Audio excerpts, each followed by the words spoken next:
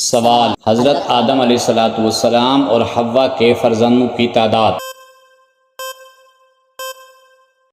جواب: 239۔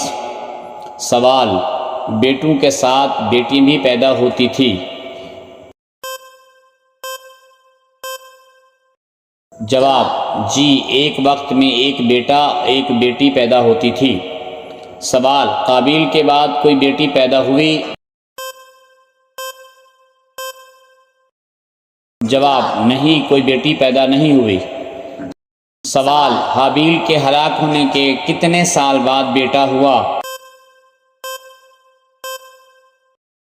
جواب: 5 سال بعد ایک بطن سے آدم کا ایک بیٹا پیدا ہوا۔ سوال: حضرت آدم نے آخری بیٹے کا نام کیا رکھا؟